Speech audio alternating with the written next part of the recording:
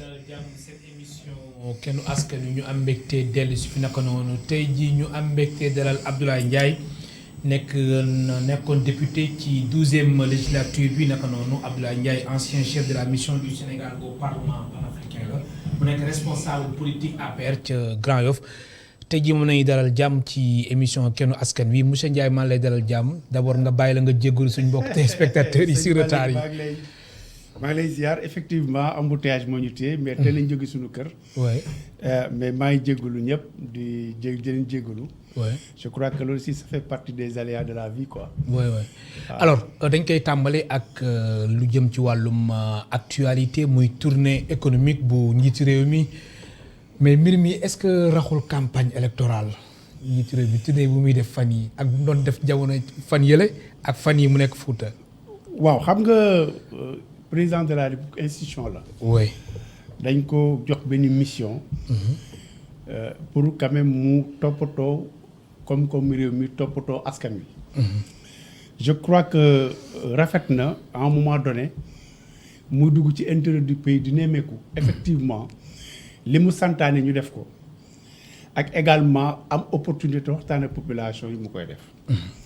il s'est trouvé que nag contrairement à ce que les gens disent Macky boo demee ci intérêt du pays xam ni il a fait énormément de choses. xam nga moo tax mu bëgg a profité. def ay inauguration maanaam dafa anticiper campagne électorale bi. non pas du tout bu nga neexee ngeen tuddee ko noonu par exemple. ndax fu mu dem aussi dañuy gis pancarte yeeg mobilisation bi nga boo seetloo li xew Sanar UGB les étudiants xoolal opportunité boobu ñu am. président gi leen ñu taxaw mu président taxaw. waxtaan ak seen délégué. ñu wax seen doléance ñu jokkoo waxtaan. ba sëñ bi am na mu tënk wax ko. loolu est-ce que loolu bu amuloon nañu am opportunité boobu. ailleurs am nañu yeneen ñu am opportunité bi ñàkkul ne président am na lu mu santaane woon gis na ne rythme bi d'exécution bi dafa yéex. am na yoo xam ne yegg na am na yoo xam ne yeggagul mais c'est une occasion mu gis de visu effectivement. li mu santaanoon fale ci tool. mais moment bu mu choisir nag ginnaaw ba ñu jàppee date élection yi si janvier 2022. non moo tax man la mbir mi politique la. xam nga ku nekk ak angle bi nga nekk ak sa angle de traitement. kon moom angle bi la jël. mais non le président n'oubliez pas c'est le président de la République du Sénégal. su toogoon palais bañ a dem ñu ne président du dem fenn. c'est le Sénégalais qui est comme ça mais lii visite économique c'est partout dans le monde. le président dañ koy def c'est un moyen. oui pour permettre aux uns et aux autres.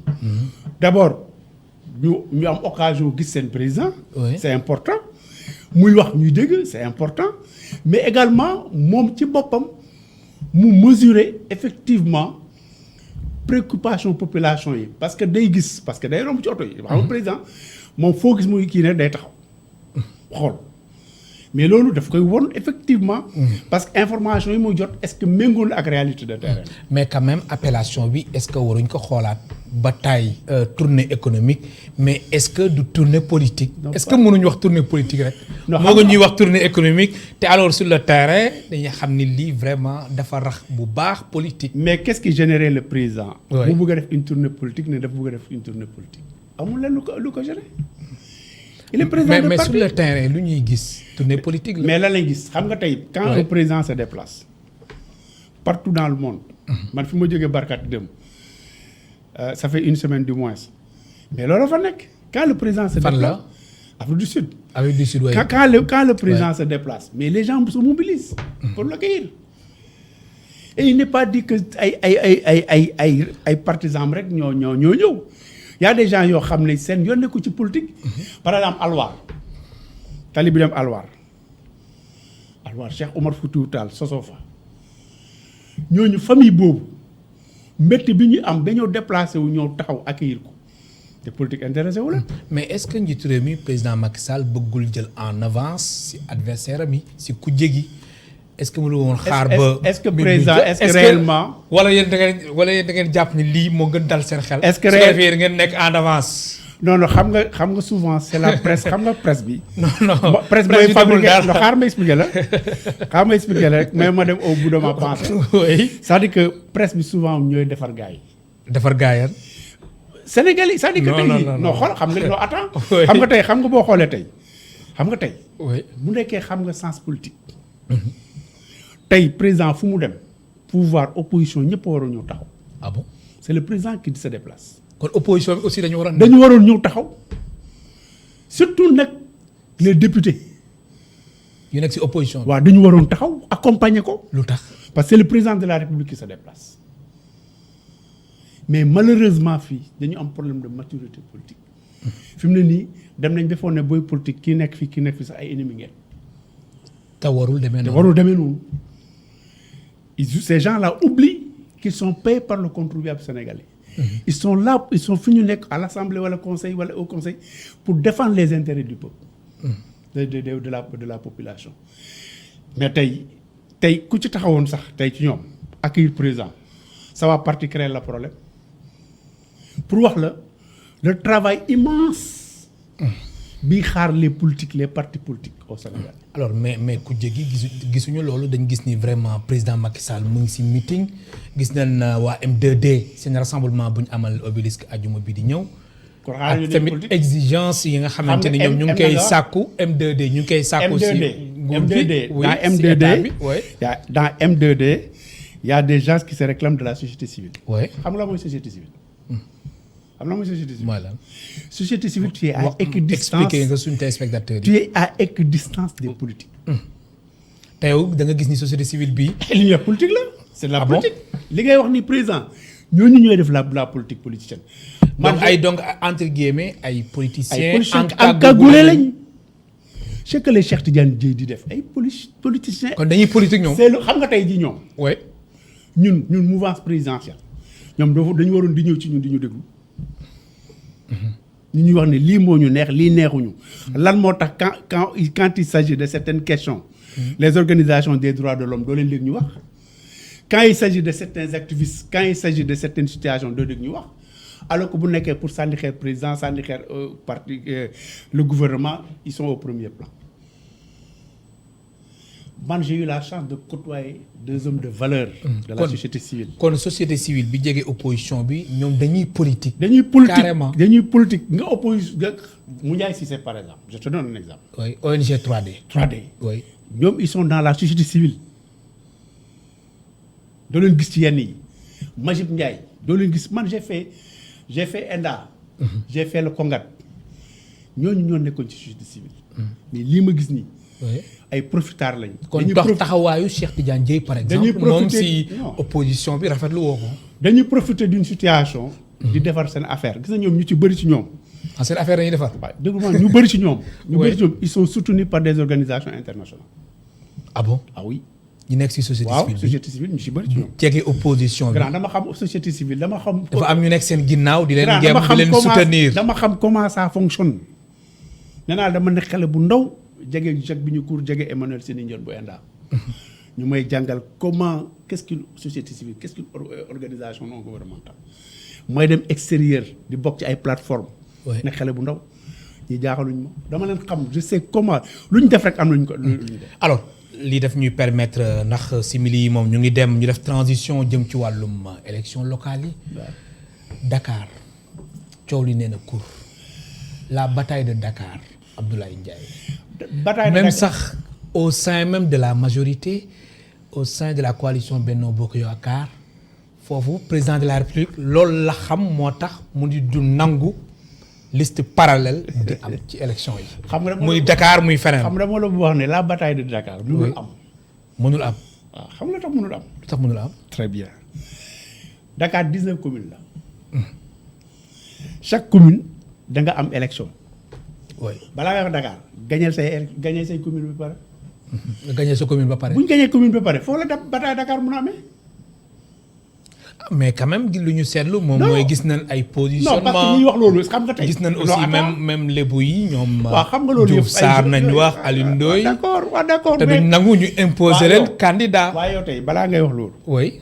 dafa am lu war a njëkk xam nga mooy lan. consolider ak yi insuffisance yi ñu dem leen éradiquer ñu defee benn li nga xam ne dañuy mettre en place un bon groupe dans chaque commune pour mën a gagner. Si on gagne par exemple les 13 communes, voilà les 14 communes, on est sûr d'avoir Dakar entre nos mains. Bon, voilà, question de profil là, les gens vont discuter pour dire qui va être maire. mais gis nañ quand même. mais ñu commencé boo waxee di Dakar signaler wu gis nañ même sax ci opposition bi. Soham El Wardini ak Barthélémy Diaz. mais dañuy fontoo Sénégalais yi. ah bon. oui dañuy fontoo Sénégalais yi. lu tax. Bat bu gañewul mairie Mermoz nan lay nekkee maire Dakar ay. mais est-ce que ñoom aussi. coalition bu gañewul. est-ce que amul yaakaar quand même que ni moom maire yi Sicap Sacré-Cœur loolu. Mermoz Sacré-Cœur loolu. xam nga ñàkk a respecté ay say nit. ñi ngay liggéeyal weesuwul dara yeggagul nga ne man je suis candidat loolu ñàkk a respecté ay nit weesuwul foofu loolu parce que da nga nekk dans un bu la neexee wala leen. nga ne man candidature indépendante lay doon. je suis candidat. comme tu es libre. mais Soham El Wardini moom dafa ni suñ ko jiitalee. suñ ko jiitalee. mun nga def maanaam dàq ko. mun nga def candidature à la candidature. candidature à la candidature. oui. cela veut dire quoi tu es candidat pour une candidature. mais munoo nekk ak ay gor ku ci nekk xamoo la ne ca moom. xamoo lu mu yéene xamoo lan la bëgg. mu ne cell noppi yow nga ne man damaa bëgg lii. ba bu ngeen ma ko joxul lii ma def lii. alors ba fàttali suñu mbokk téléspectateurs yi ñu ngi dalal Abdoulaye Ndiaye nekkoon député ci 12e législature nekkoon tamit ancien chef de la mission du Sénégal au Parlement panafricain Abdoulaye Ndiaye responsable politique APR la ca Grand Yoff alors Abdoulaye Ndiaye élection locale yi est-ce que nekkul tamit menace si coalition Benno Bokk Yaakaar. ci naka. ak élection présidentielle yu 2024. naka nan la nekkee menace. soo leen ko perte par exemple. bu ñu ko perte. oui mais booy dem guerre. soo leen ko perte comme ñu ko gisee woon si yeneen régime yi. lenn naa la ko wax. oui wala yéen wóoru ngeen seen bopp que ni. élection locale yu janvier 2022 xam nga Dakar seen poche la nekk. xam nga gars yi seen problème c'est Dakar. gars yi opposition bi. ak pouvoir bi aussi. non pouvoir bi ma expliqué. mais wóor na leen ne li des ci Sénégal bi yëpp pour ñu gagné ñu fa lu problème mu ndaw problème bu rëy la. ah bon. oui loolu moo am. c'est ça la vérité grand. yu des ci Sénégal gi yëpp. grand dem leen ci dëkk yi xam nga élection locale nit ak moromam la. kon da nga wax ni opposition bi amul benn représentativité si yeneen dëkk yi su weesoo Dakar. moo tax yow ñoom ñuy kurti si Dakar sonal dëkkam Thiès mooy ñun Idi. tu as vu sa mobilisation. waaw léegi moom gis nañ moom muur ak soow la. xam nga coow yi ñu doon coow gis nga sa mobilisation Yara Thiès. Thiès est sorti j'ai vu Thiès est sorti. à part moom kat ñun ñoo gagné suñu bopp Ziguinchor ñoo gagné suñu bopp Bignona mais Dakar ce qui est sûr et certain. si le président. mais Ziguinchor tamit. élection locale yi est-ce que dina yomb si yéen. non mun na bañ a yomb. parce que mu ngi dépendre ci casting bi di dépendre ci profil yi ñu mettre en place yi ñu proposé. moo tax à Dakar si le président ne prend pas en charge ces questions rawatina ñun Grand Yoff mais il est sûr que on va perdre.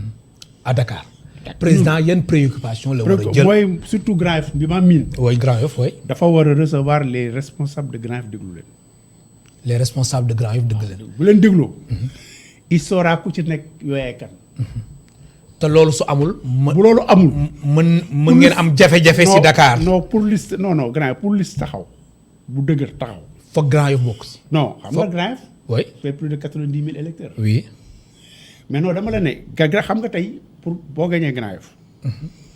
gañee Parcelles. gañee Médina. gañee Yoff. gañee Biscuiterie. gañee Plateau. gañee Ngor Ouakam Yoff. Sicap nag Sacré-Cœur. non dama la jox ñooñu les grandes communes laa la wax. les grandes communes oui. ñoom boo lee gañee tu gagnes Dakar. oui. mais pour les gagner am na dëkk yoo xam pour mel ni Yoff non pas de problème. mais Grand Yoff. kon Grand Yoff dafa am problème. Grand Yoff suñu wax loolu. kenn nangul déglu sa morom.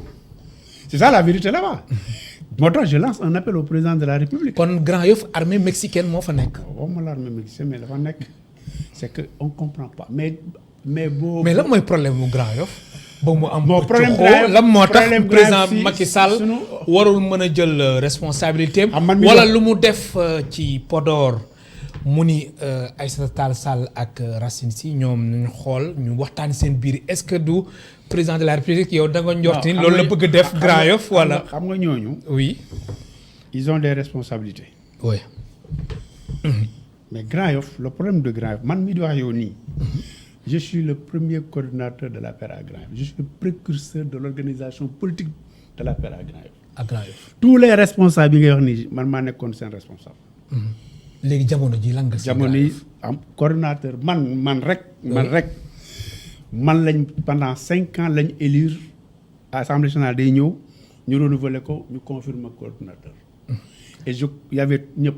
oui mais à partir de 2014 ku ne da nga def sa bopp coordinateur de l'APR. léegi jamono ji. léegi nag. oui la ban situation taxawaay ngay xaar yow sa bopp Abdoulaye Ndiaye si Grand Yoff xam nga man. oui. man je suis un militant par conviction. gis nga jamono yi ñu génnee dama xool situation bi jàng ko parce que man j'ai eu la chance de participer au mouvement associatif. oui man bi may am tour Grand Yoff boobu politique ma. bi may nekk président d'ASC nekk ci mouvement bi.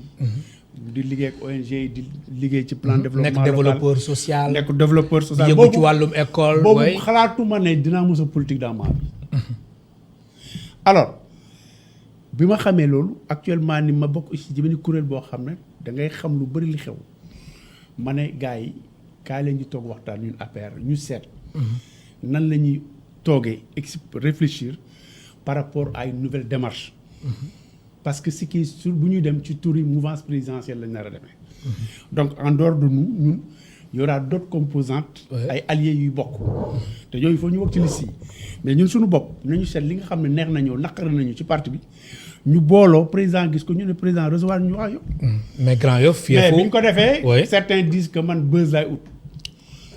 moo tax nga toogaat ñenn ñi ñëw bon xam nga man ce qui est sûr et certain man am na yoo xam ne impressionné wu ma mais ce qui est sûr et certain c'est que ñoom ñëpp ku ci taxaw foog ne yow tu peux gagner da ngay nax sa bopp mu nekkee xam nga Grand Yoff da ngay nax sa bopp. mais quand même Grand Yoff fief Khalifa Sall la. non Khalifa Sall sax ci boppam laa lay wax. oui sama grand la de mais Khalifa ci boppam ñun ñoo def lu tax muy gagner.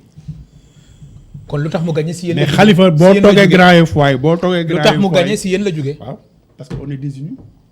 te loolu moo fi nekk ba léegi. waaw mais Khalifa ak Grand Yoff waaye kese ñoom xam nañ ne Khalifa ñoom dañ ko mere.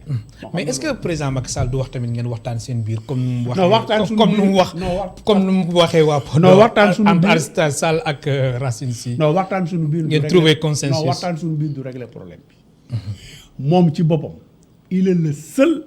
le président Macky Sall kon dafa war a jël responsabilité. il est le seul à pouvoir régler la situation à Grand Yoff. Il est le seul. En faisant quoi? En appelant les responsables de Grand ñu toog parce que mosu leen recevoir. te ñun aussi dafa am lu ñu métti parce que au premier tour de l'élection présidentielle en 2012. oui.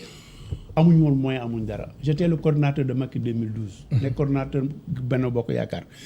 on est sorti premier de l'élection présidentielle. on a eu le meilleur score à Dakar. ñun cër la ñu waroon jox.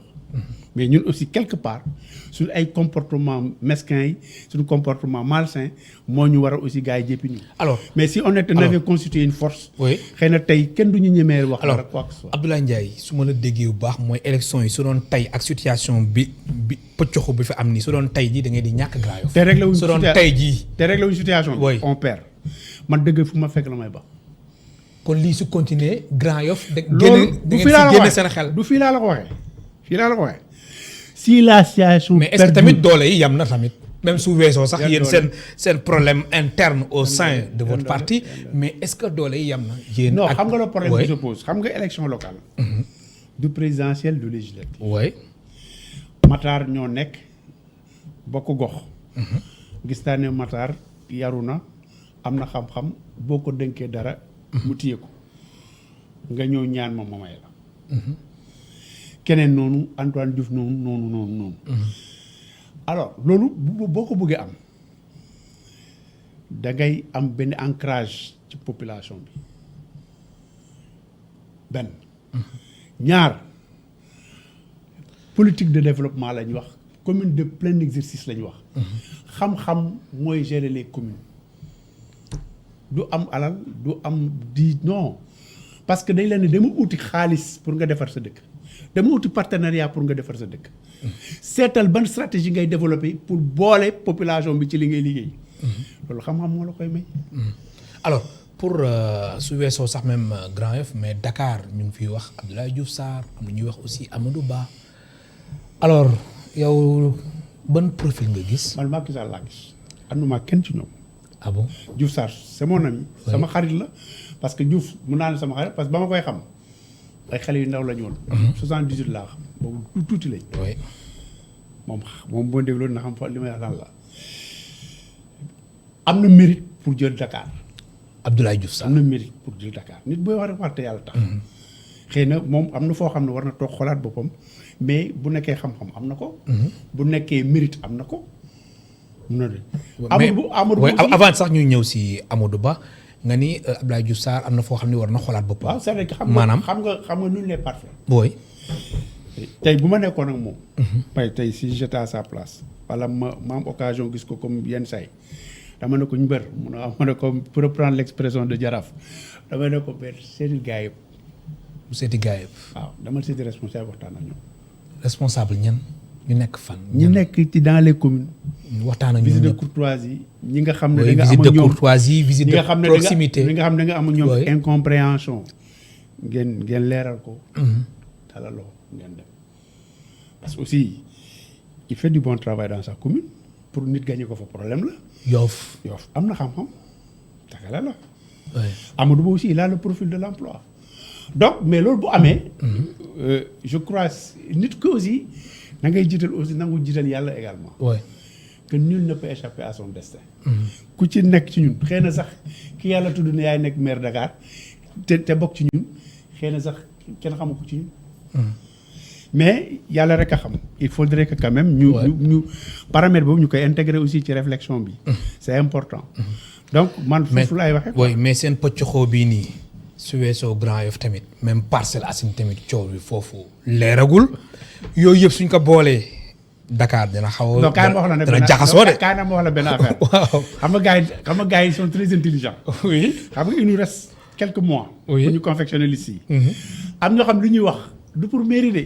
pour mairie pour yëglu la. dañuy yëglu dañuy bañ ñu fàtte. dañuy yëglu dañuy yëglu pour wane ne daal ñoom ñu ngi fi. wala pour am position ci conseil bi wala ñu dugaleen ko. dañuy bañ ñu fàtte leen. waaw wala ñu dugaleen ko. ba fàttali suñu mbokk téléspectateurs yi ñu ngi dalal Abdoulaye Ndiaye di nekkoon député ci 12e législature responsable politique APR ci Grand Yoff Abdoulaye Ndiaye ancien chef de la mission du Sénégal au Parlement panafricain alors du ñàkk sax yenn laaj yi jëm ci wàllu élection locale yi ñu ñëwaat si mais comme simili yi ñu ngi dem bu baax a baax dañuy ñëw ci mbirum Parlement panafricain nga xamante ni Afrique du Sud fan yi yéen fa woon mais ci biir waar ak incident bu fa am coow li bëri na version yi bëri na yaa ngi woon sur place. sur place lan moo fa xewoon exactement xam nga damay rendre hommage au président de la République. Oui. ak aussi le président de l'Assemblée nationale. bi ñu ma invité yóbbu ma ci session bi. oui sur la demande de la candidate. oui léegi nga. donc man j'étais chef de mission j'étais aussi président de commission foofu. très bien. bon xam naa parlement bu baax. très bien parlement panafricain bi. leeral ko suñu mbokk téléspectateurs yi. parlement panafricain. mooy parlement bi ëmb Afrique bi yëpp. oui. tous les pays africains dañuy siéger foofu chaque pays da ngay yónnee 5 députés foofu. mu am un bureau composé d'un président et de 4 vice-présidents. oui. am des commissions. am des caucus les groupes régionaux. groupes régionaux yi mooy Afrique de l'Est Afrique de l'Ouest Afrique du Nord Afrique australe ak Afrique centrale. ñooñu ñoo fa tase.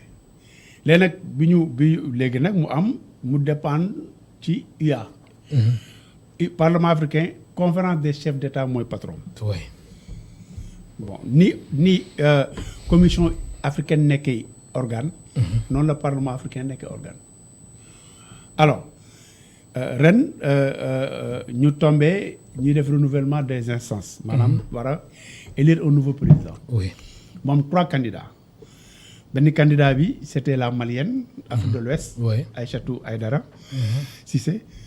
kenn ki c'est un Soudanais albino. keneen ki Charambura moom moo nekk si Zimbabwe yi. mais il s'est trouvé que ñooñu ñëpp la malienne daf leen dominer woon. parce que sur les 5 groupes régionaux Afrique de l'Ouest moo ëpp ci caucus yi. 16 pays la. y a l'Afrique centrale y a une partie de l'Afrique du Nord et une partie de l'Afrique de l'Est. ñëpp dañuy décider woon soutenir dame bi. bon bi ko Zimbabwe xamee loolu en rapport avec les Sud-Africains ñu andi njublang. ñu ngi njublang. waaw andi njublang andi la question de la rotation. xam nga effectivement boo xoolee ni groupe régionaux yi tëddoo xam nga Afrique du Nord ak Afrique de l'Est Afrique du Nord ak Afrique australe ñoo gën a tuuti. en termes de pays. ñoom bu nekkee ne élection comme ça rek. duñ mës a du am présidence. ñu ne léegi dañuy def rotation mais rotation bi man dama am chance liggéey ci. dañu ne rotation bi pour mu effective il faut ñu ratifier par protocole de Malabo bi au moins par 28 pays. mais yeggaguñ foofu on tourne autour d'une dizaine. et on espère avec la dame atteindre les 28. ñoom ñu kal ko foofu rek téye ko fa. le jour des élections ils viennent pupitre bi lañ ñëw téye ko. coow li ne kur ku wax ñu nangu micro jël urne yi daaw ak moom toj affaire yi. alors bi waar deuxième fois bi ils ont repris la même chose. waar en tant que responsable de la commission règlement mu jóg pour rappeler certaines dispositions ci la ko benn moo benn saaga. am keneen ku koy filmer ne mun na ko bu ma filmer kooku aussi tontu ko te kooku il n'avait même pas le droit d'accéder ci salle bi. ci la waar dóorwaayee. mais waar ak sud-africaine bi. non sud-africaine bi lan moo leen jotale. muy Penny Majodina ku jigéen ki. oui kooku xaritam la. mais quand même ñoom ñaar la alal nan. non donc presse bi moo def loolu c'est-à-dire que après xaar danaa expliquer. moom da doon ñëw pour atte si waar. waar di sànni coup pour waajee. mu dal ko. non dalu ko laalul waa ji laalul ndaw si. ah bon. man kay maa ngi taxaw laalul ndaw si laalul waa ji. léegi nag presse sud-africaine bi. comme ñoom dañu doon soutenir effectivement la partie australe. ñoom ñu génne éléments yi ci seen télé di ko teg pour wane ne presse africain yi ñoo nekk ci tool. te gis nga avant la fin de la séance waar ak ndaw si waxtaan nañ bi jubu le lendemain ñu orchestré andi. ay des femmes de l'ANC ñu taxaw ci buntu parlement ba mais après ils ont compris fi ñu dem seen yoon. alors donc. kon version bi moo am. xam nga Malama le sud-africain. oui. booy opposant bu garaaw boobu. oui. pistolet la yoroon. la yor moom dama lay rey. te jot na génne pistolet bi. même ces gardes-corps da nga doon pistolet bi da nga koy gis nii. ils étaient là dans la galerie au niveau de la galerie. alors bi yooyu amee nag ñun on a saisi l'Union africaine. oui. la commission ak la conférence des chefs d'État. après finalement le secrétaire général bi muy bugg a wax. buggee rek gaa yi jël micro bi. finalement il a suspendu les travaux. le lendemain ñu ne léegi on suspend maintenant les travaux jusqu'à nouvel ordre. maintenant il y a une demande qui a été faite pour ñu délocaliser la session def ko session extraordinaire pour élire le bureau. voilà comment les choses se sont passées. kon nii la demee. ñu nag dañu métti. mooy dañu toog. version yi. ñu nag dañu toog ci hôtel bi. di xool presse yëpp. le Sénégal moom rek la presse am. waaw mais du ñëpp de. non du ñëpp. non xam naa ñu ma wax. non dama juum sax du ñëpp. dama ne presse am. waaw ñëkk a wax affaire bi. mais ça nous a choqué. mais ñëpp. maanaam nu ñu ko nettalee daal comme si. ñëpp dañu jël et puis ñëpp dañu jël moom moo dóore moo tooy. et puis ñëpp dañu jël fait et puis ñëpp dañu jël fait et cause pour leur délégation. ma yaakaar ne bu dara xewee extérieur. sa réew dem ñi ambassadeurs yi. boo jotee information mais woo leen. boo leen mënu jot jaaree par le canal de l'ambassade nga saisir leen. ñu wax la jox les éléments yi je crois vous l'avez fait. TFM def na ko Walf def nañ ko ils ont appelé après jël information yi moo tax les Sénégalais commencent à comprendre. mais loolu aussi vraiment il faut que les gens l'évitent. alors mais su weesoo loolu tamit Abdoulaye Ndiaye est-ce que du image du parlement panafricain si boppam vraiment. jamono ji. mën nañ si non xam nga le problème. c'est-à-dire baaraam ndax tamit quand même loolu. député yi waroon nañ ko mën éviter. xam nga man mi di wax yow nii. oui dem naa parlement européen. dem naa parlement France. def naa pratiquement parlement Afrique yëpp. dafa xew amul benn parlement au monde bu yooyu du di am mais bii acte de sa xam ñun bii on a incriminé l'État sud-africain. ah bon waaw lu tax parce que lu tax. ñoom ñoo abrité le pape. le pape est une grande institution parlementaire. bu problème bi amee dañu war a ñëw détacher la police ñëw toog. bàyyi nit ñi liggéey. te loolu amul. dañ leen woo xamal la gaay la police va venir va ba tey ba sànq. ñu xam ne ñii ils sont de connivence avec ces gars-là. alors enjeu yi lan la parlement panafricain. enjeu bi mu jaral leen. très bien foofu xëccoo bee xuloo bi enjeu bi lan la. c'est parce que d'abord. quels sont les avantages. avantage bi. c'est parce que ñun li ñu bëgg a def. oui.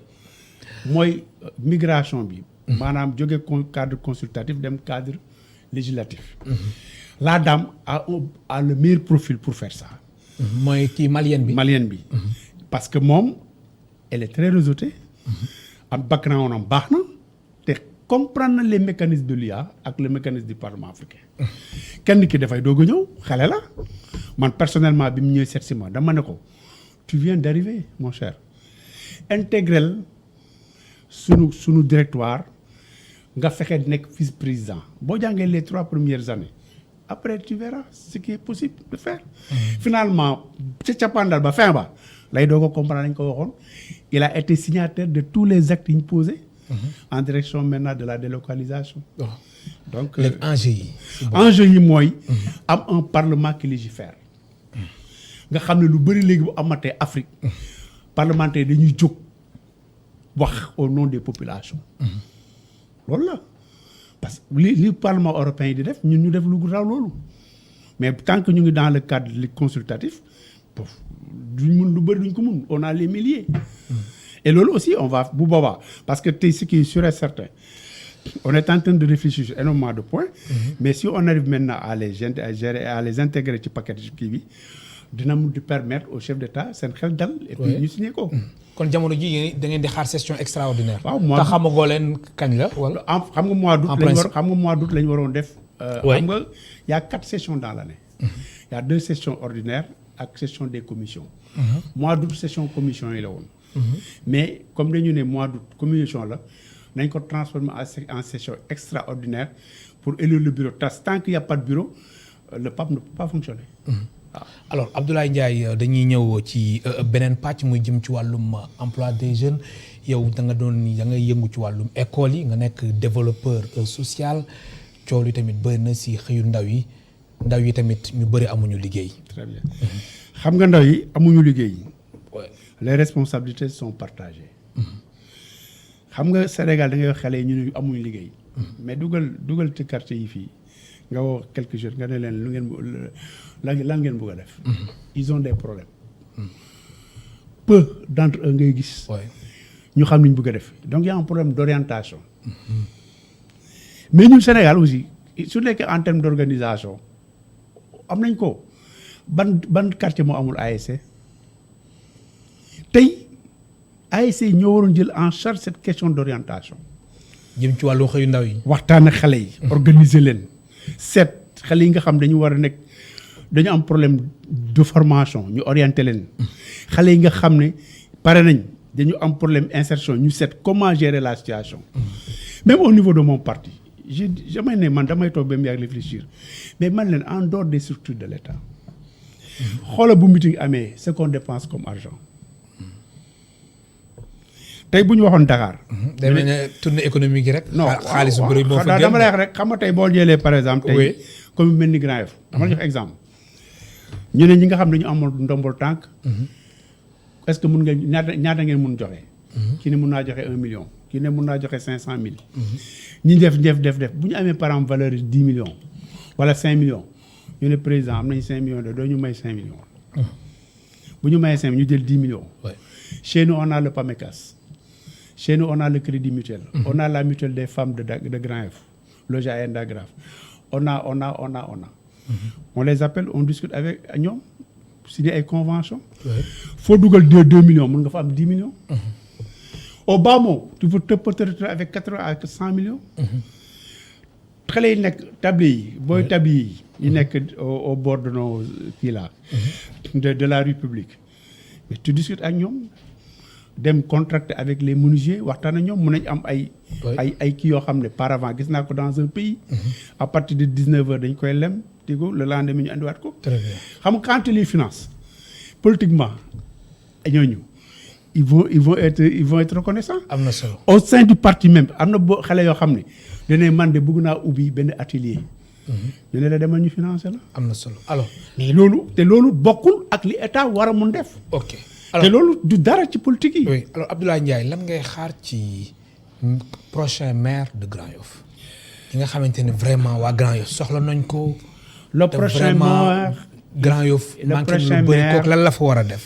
il faut mu nekk quelqu'un qui connaît bien Grand Yoff. qui connaît les réalités socioculturelles de Grand Yoff.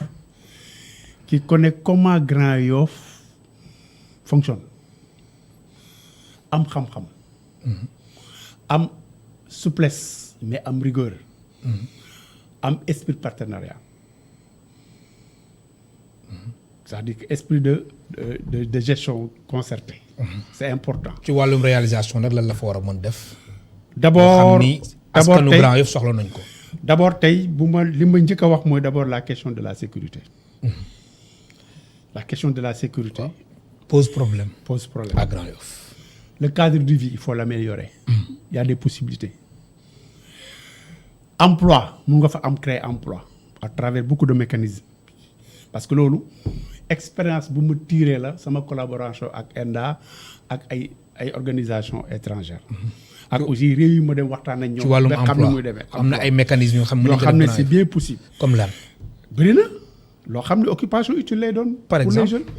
par exemple tey xam nga par exemple aujourd'hui xam nga boo jëlee par exemple la question même boo xoolee question collecte des ordures.